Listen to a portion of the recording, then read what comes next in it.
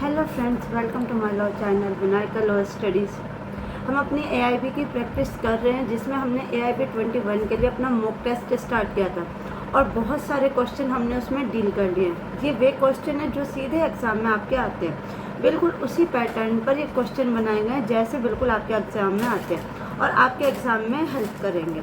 अब आपके एग्ज़ाम में देखिए बहुत ही कम समय बच गया है, तो हम अपनी तैयारी को और भी अच्छे लेवल पे ले जाते हैं, यानी और भी थोड़ा टफ लेवल, थोड़ा इजी, थोड़ा कॉन्सेप्चुअल क्वेश्चन। तो यानी हमारी ये जो क्लासें हैं, लास्ट की 3-4 क्लासें बहुत इंपॉर्टेंट होने वाली हैं। तो बिना टाइम वेस्ट करे हम अपनी क्लास आज की स्टार्ट कर लेते हैं। तो आज की जो हमारी क्लास है वो हमारे मॉक टेस्ट की ही सीरीज का पार्ट 5 है और हमने कहाँ तक क्वेश्चन किए थे, 110 तक अपनी पिछली क्लास में क्वेश्चन कंप्लीट किए थे। तो यानी आज का जो हमारा पहला क्वेश्चन है वो अगर सीरीज वाइज देखें तो वो हमारा 111 रहेगा, बट यहाँ पे नंबरिंग 1 से शुरू हो रही है, कोई दिक्कत नहीं है क्योंकि हमें फोकस क्वेश्चन पे करना है। तो आज का जो हमारा पहला क्वेश्चन है हम उसे देख लेते हैं, बट ये मैं आपको बताती हूँ ये लास्ट मोमेंट पे जो हमारी क्लास है, जितने भी क्वेश्चन है इसमें से मुझे उम्मीद है कि काफी ज्यादा क्वेश्चन आपके एग्जाम में आने ही वाले हैं। तो इन क्वेश्चन पे थोड़ा सा फोकस हम ज्यादा करने वाले हैं। तो जो हमारा पहला क्वेश्चन है, अब जो हमारी लास्ट की क्लास है उनमें देखिए मैंने सब्जेक्ट के नाम तक डाले हुए हैं, पिछली क्लासों में भी डाले हुए हैं, ताकि आपको ये समझ आ जाए कि क्वेश्चन कहाँ से कौन से सब्जेक्ट से है। ये आपकी हेल्प कहाँ करेगा, ये आपकी हेल्प करेगा आपका आंसर ढूंढने में। यानी अगर आप डायरेक्ट से डायरेक्ट आंसर ढूंढते हैं और आप लोगों के एडमिट कार्ड आ गए, जिसकी पोस्ट भी मैंने अपने चैनल पे डाल दी थी, पूरी डिटेल्स के साथ है। जिसने नहीं देखा वो देख सकते हैं, वेबसाइट वगैरह सब कुछ, क्या पहनना है, कब जाना है, टाइमिंग, सब कुछ पोस्ट में मेंशन है, तो आप वहां से चेक कर सकते हैं। तो चलिए हम क्वेश्चन डील कर लेते हैं। हमारा जो आज का फर्स्ट क्वेश्चन है बीएनएसएस से। A police officer received information regarding a cognizable offence and refused to register FIR. What is the first remedy available to the informant? यानी एक पुलिस अधिकारी को संज्ञेय अपराध यानी कॉग्निजेबल ऑफेंस की सूचना दी जाती है, लेकिन वह एफआईआर दर्ज करने से इनकार कर देता है। सूचनाकर्ता के पास प्रथम उपाय क्या है? बहुत अच्छा क्वेश्चन है, बताइए इसका राइट आंसर क्या रहने वाला है। ऑप्शन देख लेते हैं। ऑप्शन ए कहता है directly file appeal before high court, सीधे हाई कोर्ट में अपील करें। बी कहता है approach superintendent of police, police अधीक्षक के पास जाना। सी कहता है फाइल रिव्यू पिटीशन, रिव्यू याचिका दायर करना। डी आपसे कहता है approach bar council, bar council में जाना।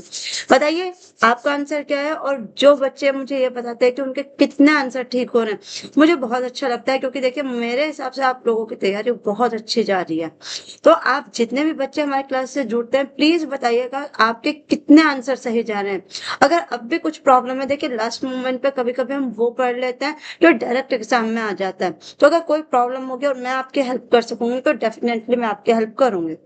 तो इसका आंसर बताइए। देखिए इसका जो राइट आंसर रहने वाला है वो रहेगा आपका ऑप्शन नंबर बी, यानी अप्रोच सुप्रिंटेंडेंट ऑफ पुलिस। अगर कोई व्यक्ति अपनी किसी पुलिस अधिकारी को कॉग्निजेबल ऑफेंस की सूचना देता है और वह उस क्या करता है, एफआईआर दर्ज नहीं कर सकता, तो अब उसके पास क्या रास्ते खत्म हो गए? नहीं, उसके पास रास्ते होता है कि अगर वो पुलिस अधिकारी उसके ऑफेंस की एफआईआर दर्ज नहीं कर रहा तो वो सीधे यानी एसपी के पास जाकर अपनी बात को रख सकता है। नेक्स्ट आ जाते हैं क्वेश्चन नंबर 2। या क्वेश्चन नंबर 2 हमारा बीएनएस से intentionally cause bodily pain to be without give provocation, which offense is committed? ए जानबूझकर बी को शारीरिक पीड़ा पहुंचाता है और कोई गंभीर उकसावा नहीं था, तो कौन सा अपराध बनता है? बहुत अच्छा क्वेश्चन है, बताइए। A wrongful distance, B hurt, D C defamation and D mischief. बताइए इसका कौन सा आंसर रहने वाला है। क्वेश्चन नंबर 2 का क्या आंसर रहेगा? क्योंकि देखिए उसे कोई प्रोवोकेशन नहीं था, उसने जानबूझकर उसको क्या क्या आंसर नहीं देते। बताइए आप आंसर क्या होगा। इसका राइट आंसर रहेगा ऑप्शन नंबर बी, यानी वो हर्ट, यानी उसको क्या पहुंचा रहा है? हर्ट पहुंचा रहा है।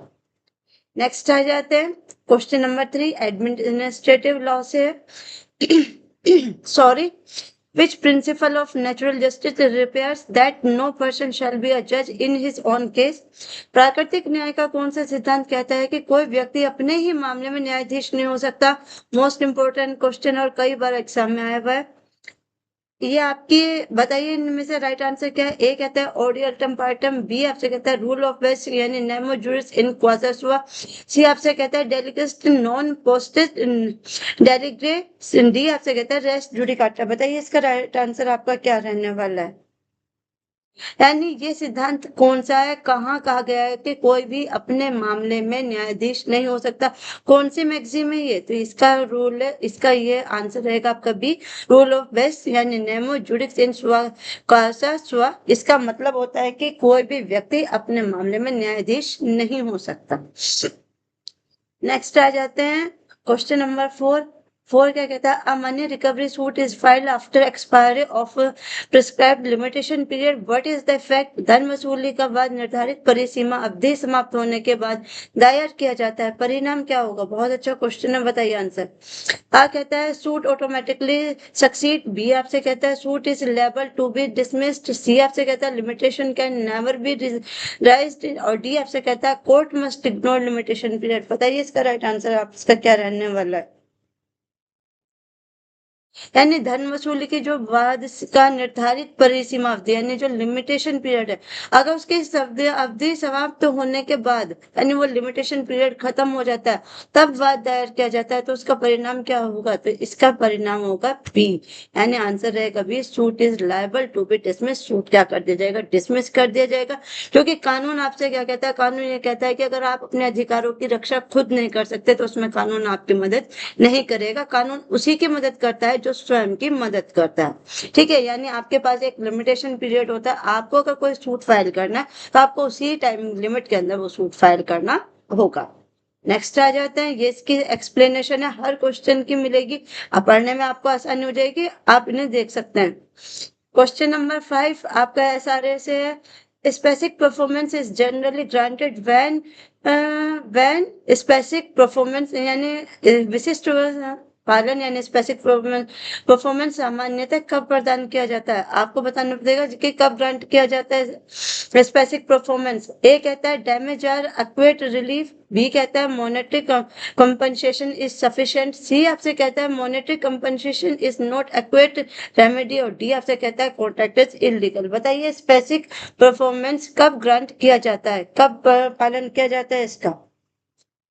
इसका आंसर रहेगा आपका ऑप्शन नंबर सी, यानी monetary compensation is not accurate remedy, यानी जब मॉनेटरी जो आप धन दे रहे हैं वो एक्यूरेट नहीं है, किसके जो ओरिजिनल है, यानी जो कंपनसेशन एक्यूरेट है ही नहीं। अगर आपने मान लीजिए किसी की कोई पेंटिंग जला दी, हो सकता है वो पेंटिंग उसकी इतनी खास हो, उसकी एक याद हो, और अब आप कह रहे हैं कि आप इसके बदले में क्या ले लीजिए, पैसे ले लीजिए, तो ऐसी जगह पे क्या होता है स्पेसिफिक परफॉर्मेंस ग्रांट किया जा सकता है।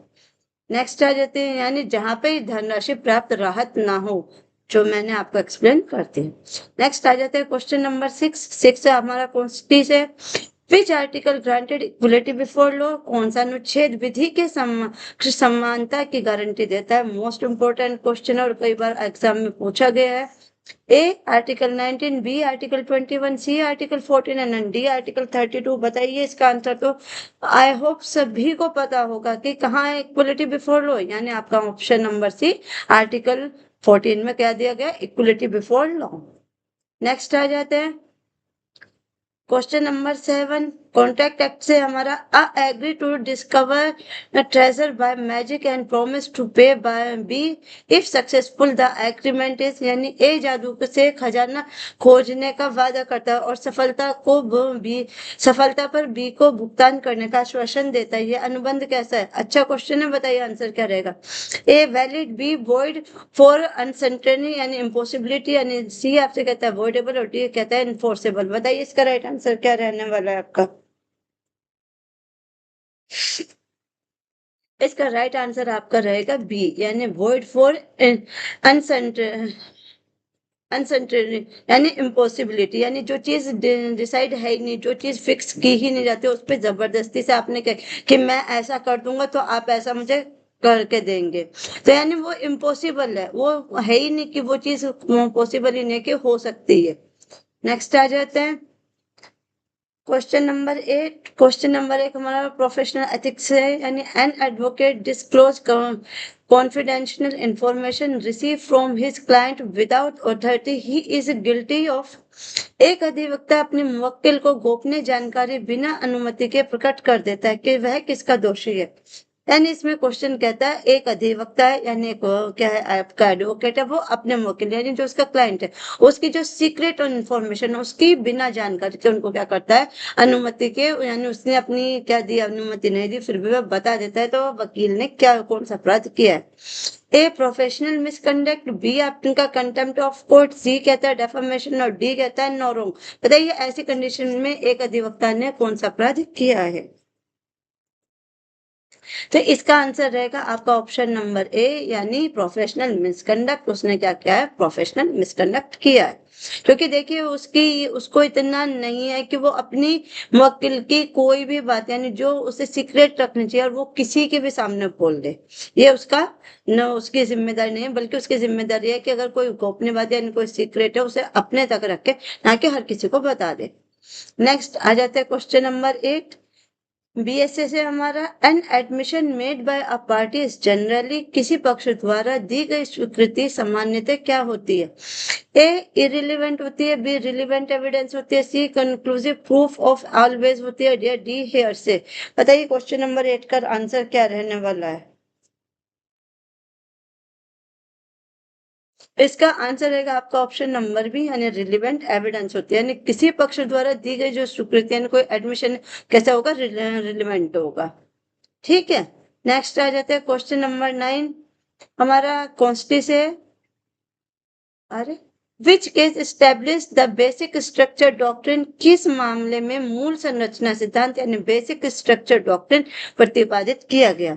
ए Golaknath case, B Maneka Gandhi case, C Kesavananda Bharati या डी मिनर्वा मिल्स। बताइए इसका राइट आंसर क्या है। और आई होप इसका आंसर सभी को पता होगा। तो ये कौन सा था, बेसिक स्ट्रक्चर का केशवानंदा भारती का केस। नेक्स्ट आ जाते हैं question number 10।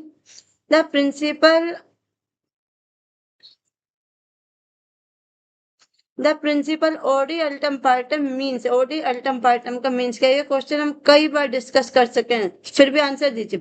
No one should be जज in on case here the other side, ignorance of law is known excuse, and D कहता है लेट्स द बायर बिहेवियर।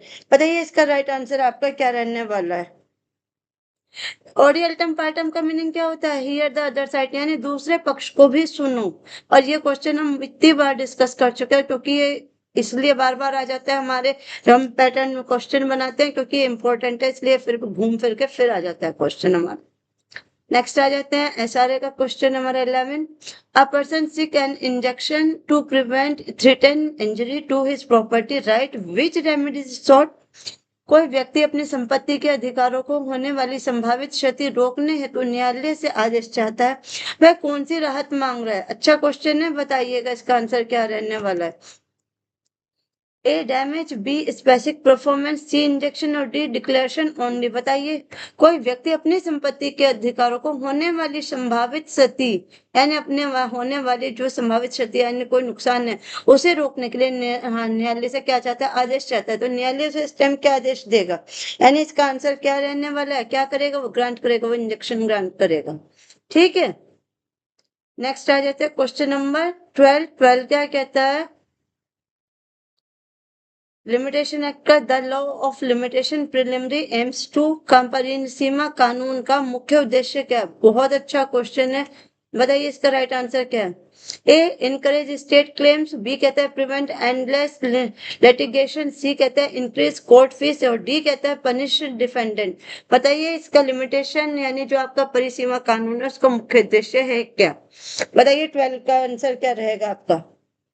इसका 12 का आंसर रहेगा आपका ऑप्शन नंबर बी, यानी प्रिवेंट एंडलेस लिटिगेशन। मतलब परिसीमा कानून पुराने दावों और अंततः मुकदमेबाजी को क्या करता है, रोकता है। नेक्स्ट आ जाते हैं क्वेश्चन नंबर 13। 13 क्या कहता है, which of the following is essential ingredients of theft. निम्नलिखित में से चोरी का आवश्यक तत्व कौन सा है। A consent of owner, B dishonest intention, C आपसे कहता है कॉन्ट्रेक्चुअल ऑब्लिगेंस और डी आपसे कहता है जुडिशियल ऑर्डर। बताइए तो इसका राइट आंसर रहेगा क्या, बी, यानी डिसऑनेस्ट इंटेंशन, जिसमें जो क्या है, थेफ्ट का मोस्ट इंपॉर्टेंट इंग्रेडिएंट है, यानी थेफ्ट के लिए आपकी डिसऑनेस्ट इंटेंशन होना जरूरी है। नेक्स्ट आ जाते हैं question number 14।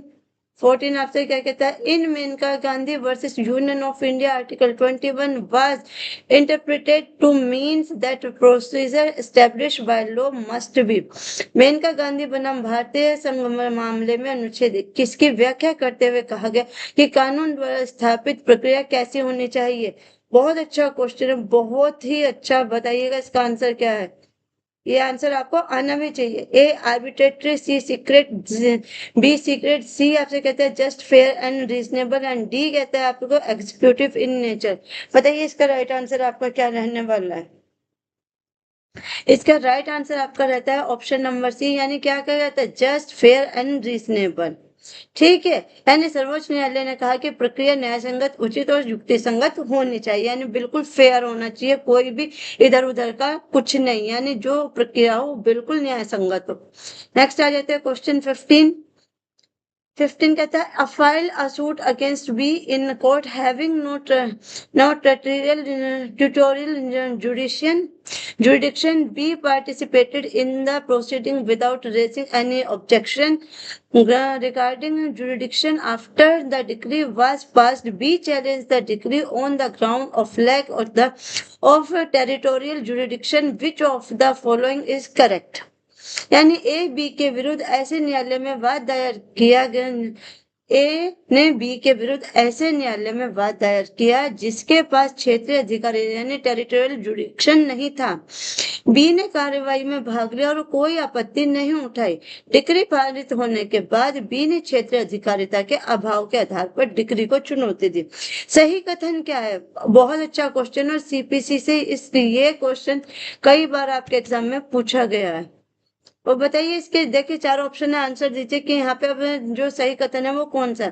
A decree is void ab initio, B कहता है objection can be raised at any stage, C कहता है objection is deemed to have been valid, D आपसे कहता है court must set aside the decree. बताइए इसका right answer आपका क्या रहने वाला है। तो इसका जो राइट आंसर रहेगा वो आपका रहेगा ऑप्शन नंबर सी, यानी objection is deemed to have been valid. ठीक है, कोई भी देखिए सीपीसी के यानी कौन से सेक्शन में दिया गया है, सेक्शन नंबर 21 किसका, सीपीसी के अनुसार टेरिटोरियल जुरिडिक्शन की आपत्ति प्रारंभिक स्तर पर उठानी होती है, ऐसा न करने पर आपत्ति क्या करती है, वरिष्ठ मानी जाती है। ठीक है, नेक्स्ट आ जाते हैं क्वेश्चन नंबर 16। अब ये थोड़े बड़े क्वेश्चन है क्योंकि इसी तरह के क्वेश्चन आपके एग्जाम में आते हैं, और ये जो अब हमने आगे के जो कुछ क्वेश्चन दिए ना वो हमारे सीपीसी से हैं, क्योंकि बहुत से बच्चों का कहना था कि हमने सीपीसी के क्वेश्चन कम डील किए, तो हमने कुछ क्वेश्चन अब सीपीसी के ज्यादा लिए हैं। A and B litigate a title dispute which was finally decided by a component court. A subsequently files another suit on the same cause of action against B. Which principle barred the second suit? ए और B के बीच स्वामित्व विवाद का अंतिम निर्णय सक्षम न्यायालय द्वारा किया जा चुका है। ए उसी कारण पर पुनः वाद दायर करता है। कौन सा सिद्धांत लागू होता है? क्वेश्चन को समझिए, क्वेश्चन को अगर आप समझ गए तो आंसर निकालना बहुत आसान है। ये कहते हैं ए और बी के बीच स्वामित्व विवाद का अंतिम निर्णय सक्षम न्यायालय के द्वारा किया जा चुका है। ए उसी कारण का पुनः वाद दायर करता है, तो कौन सा सिद्धांत लागू होगा? बहुत अच्छा क्वेश्चन है, बताइए। ए स्टोपल, बी रेस जुडिकाटा, सी लीज पेंडेंस, और डी वह कहता है कवर्ट इम्पोर्ट। बताइए इसका राइट आंसर आपका क्या रहने वाला है। तो यहाँ पे कौन सा लगेगा? यहाँ लगेगा आपका रेस जुडिकाटा का सिद्धांत। क्यों रेस जुडिकाटा? यानी आपका सेक्शन 11 क्या कहता है? रेस जुडिकाटा, एक ही विवाद को दोबारा नहीं चला जा सकता। रेस जुडिकाटा का मतलब कि अगर एक केस एक कोर्ट में चल रहा है तो आप वही केस सेम किसी दूसरे कोर्ट में दायर नहीं कर सकते, वहां पे क्या आ जाता है, वहां रेस जुडिकाटा का सिद्धांत लागू होता है। नेक्स्ट क्वेश्चन 17 कहता है अब A plaintiff does not disclose any cause of action. What can the court do? यानी वाद पत्र में कोई cause of action नहीं दर्शाया गया, न्यायालय क्या करेगा? बहुत अच्छा क्वेश्चन है, आंसर दीजिए। ए कहता है रिटर्न प्लेंट, बी कहता है रिजेक्ट प्लेंट, सी कहता है डिसमिस अपील, और डी कहता है आपका फ्रेम इशू। बताइए इसका राइट आंसर आपका क्या रहने वाला है। यानी वाद पत्र में कोई भी कॉज एक्शन दिखाया नहीं गया, तो ऐसी कंडीशन में कोर्ट क्या करेगा? कोर्ट क्या करेगा? आपके रिजेक्ट कर देगा प्लेन को। नेक्स्ट आ जाते हैं, कहाँ पे दिया गया ये? Order 7 rule 11। ये जो देखो बेटा, ये हम डालते हैं ना, तो ये ना सिर्फ इसीलिए नहीं है कि आपको समझाने के लिए, बल्कि एक दूसरा आंसर हो जाता है। अगर आपसे सीधा यही पूछा जाए कि ऑर्डर 7 और रूल 11 क्या कहता है, तो आपको पता होना चाहिए क्या होता है, वहां रिजेक्ट हो जाती है क्या? प्लेंट। यानी एक क्वेश्चन से हमारे दो क्वेश्चन बन जाते हैं। नेक्स्ट आ जाते हैं क्वेश्चन नंबर 18। 18 क्या कहता है? A file a suit against B during the pendency of the suit are B dies, what is the company consequence if no legal representative is brought on the record within the prescribed period? वाद लंबित रहने के दौरान प्रतिवादी B की मृत्यु हो जाती है, निर्धारित अवधि में उसके प्रतिनिधित्व को रिकॉर्ड पर नहीं लाया जाता, परिणाम क्या होगा? बहुत अच्छा क्वेश्चन है, कई बार एग्जाम में आया हुआ है। ए कहता है suit dismiss on merit, B कहता है सूट अबार्ड अबैट, सी आपसे कहता है फ्रेश सूट ऑटोमेटिकली स्टार्ट, और डी आपसे कहता है कोर्ट बिकम्स फिंकट ऑफिशियल। बताइए इसका राइट आंसर आपका क्या रहने वाला है? ऐसी कंडीशन में क्या होगा? ऐसी कंडीशन में हो जाएगा आपका सूट अबैट्स हो जाएगा। ठीक है, तो इसका राइट आंसर क्या रहेगा आपका? Option number B. यानी आपका ऑर्डर 22 कहता है कि सीपीसी के अनुसार सूट अबैट्स हो सकती है। ठीक है, तो कौन दिया गया वो ऑर्डर? आपका 22 में। नेक्स्ट आ जाते हैं 19। क्या कहता है? A court grant a temporary injunction restraining a bee from alienating the suit property under which provision is such power exceed। यानी न्यायालय बी को संपत्ति हस्तांतरित करने से रोकते हुए अस्थायी निषेधाज्ञा टेम्पररी इंजंक्शन देता है, यह शक्ति किस प्रावधान में है? बताइए इसका आंसर क्या रहने वाला है? ऑर्डर 6, ऑर्डर 7, ऑर्डर 39 या ऑर्डर 50? बताइए इसका आंसर क्या है? 51। बताइए इसका आंसर क्या रहने वाला है?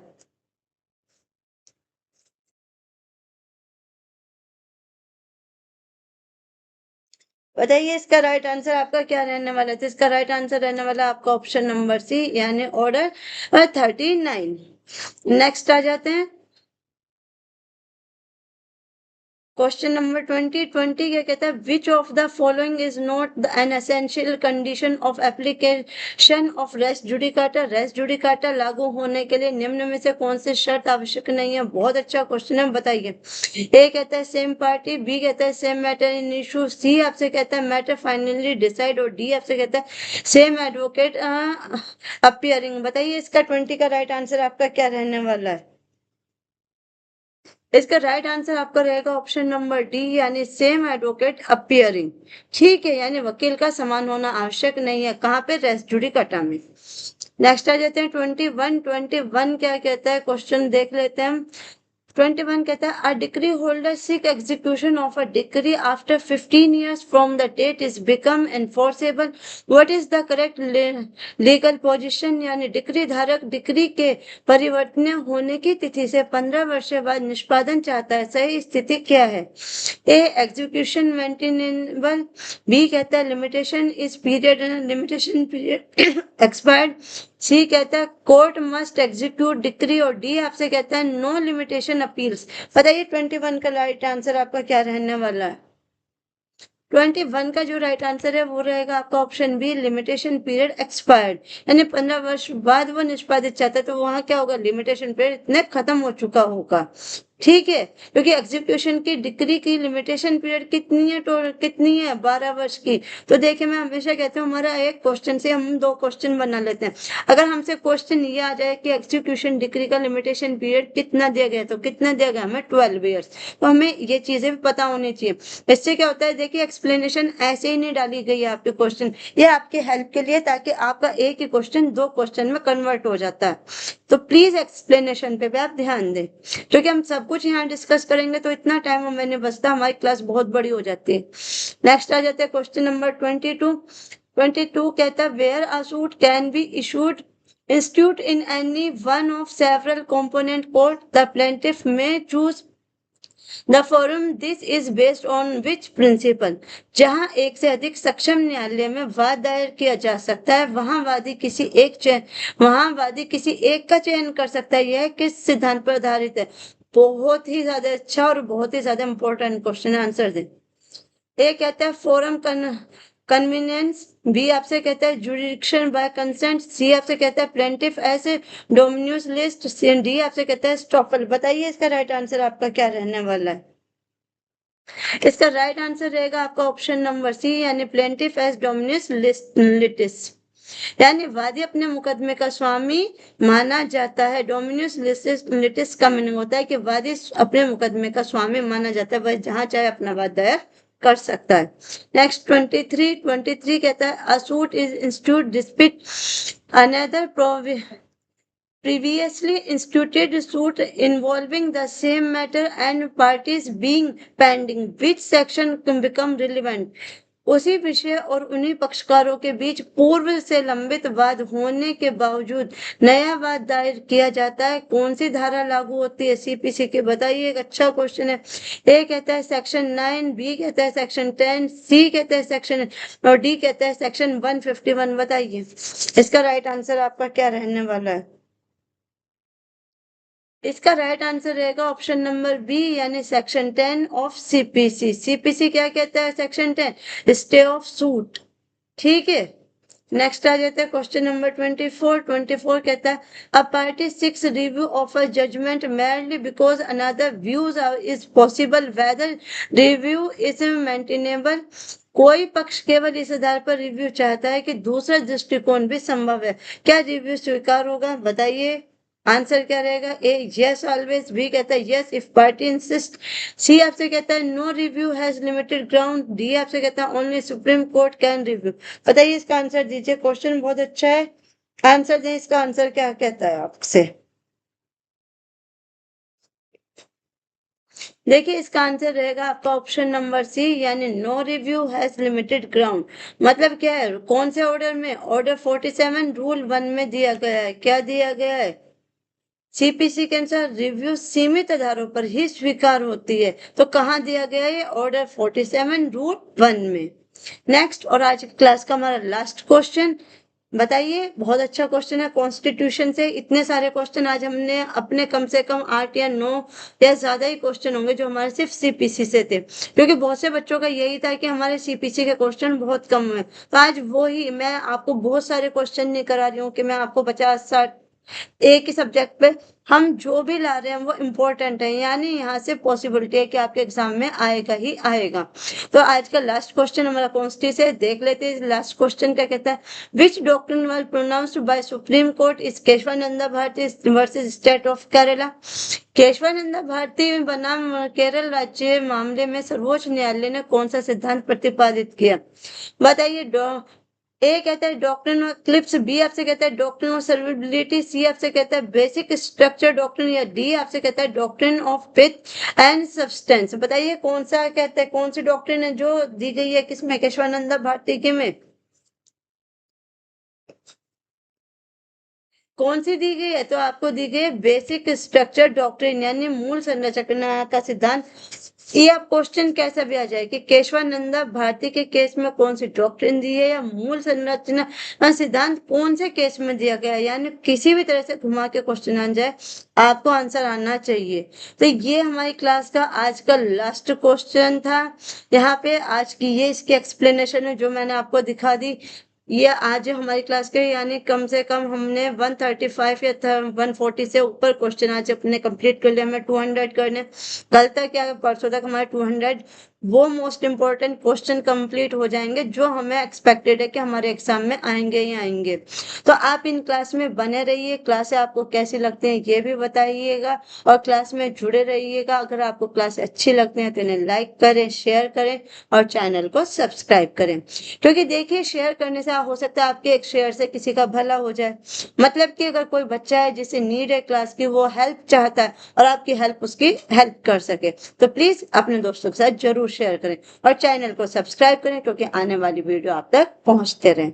और कमेंट में जरूर बताइएगा कि आपके कितने आंसर ठीक हो रहे हैं, और अगर अब भी आपको किसी सब्जेक्ट पे प्रॉब्लम है तो बता सकते हैं, क्योंकि देखिए अभी भी हमारे पास टाइम है और लास्ट में हम आपकी जितनी हेल्प कर सकते हैं वो करेंगे।